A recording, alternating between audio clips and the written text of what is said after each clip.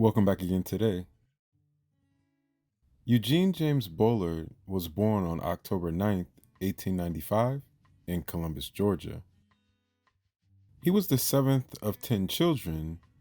Bullard grew up in a racially segregated South.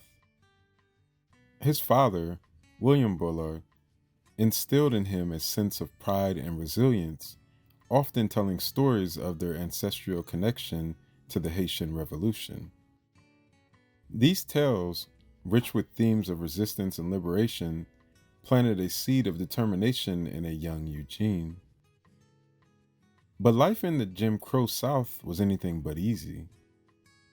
Racial violence and systematic oppression loomed large, shaping his early years with hardship and injustice.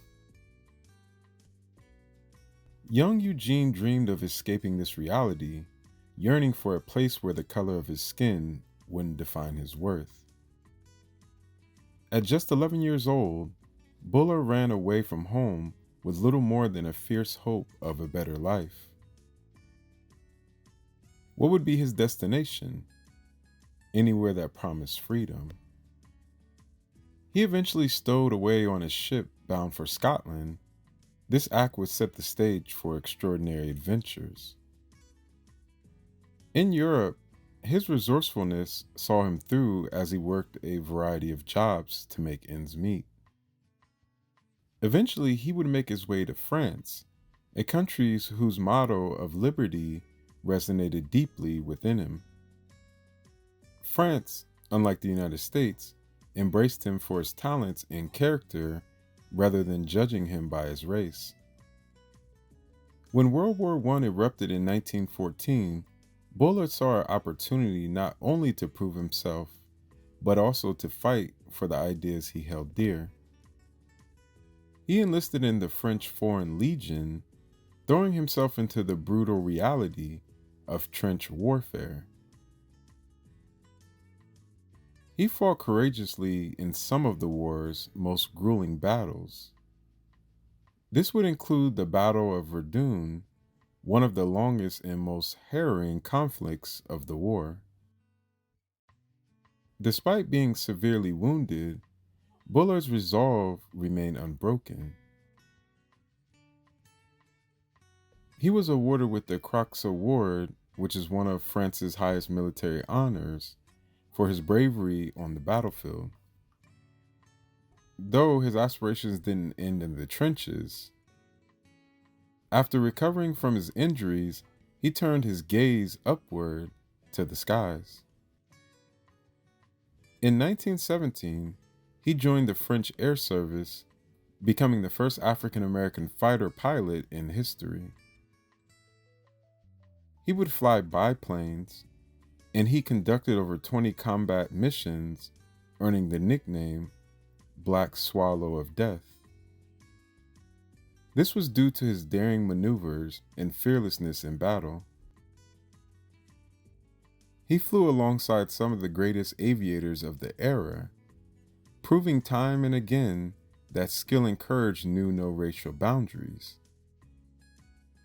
Despite his extraordinary achievements, he faced discrimination when he sought to join the United States Air Service. The rejection served as a harsh reminder of the prejudice he had sought to escape. Yet it did not diminish his contributions or his spirit. After the war, he chose to remain in France. This was because he could find solace in its vibrant cultural scene. The 1920s were a time of artistic and intellectual flourishing, and he thrived in this environment. He became a jazz musician and later a successful nightclub owner, establishing Le Grand Duc, a venue that became a cornerstone of Parisian nightlife. His club attracted luminaries of the era, including Josephine Baker, Louis Armstrong, and Ernest Hemingway. As a hub of the Harlem Renaissance in Paris, his establishment celebrated Black culture and creativity, further cementing his legacy in this history. When World War II broke out, he once again answered the call of duty. He worked with the French resistance, leveraging his nightclub as a cover to gather intelligence and aid the fight against Nazi occupation. This work was fraught with danger, yet his commitment to liberty and justice never wavered. When the war ended, however, he faced the bitter irony of returning to a United States that still refused to acknowledge his heroism.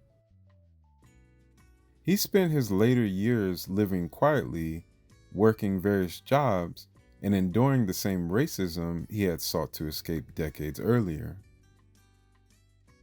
He would pass away in 1961, largely unrecognized by the country he had longed to serve. Yet his story did not end there. In 1994, he was commissioned as a second lieutenant in the United States Air Force, a symbolic acknowledgement of his groundbreaking contributions long after he has passed away from this earth.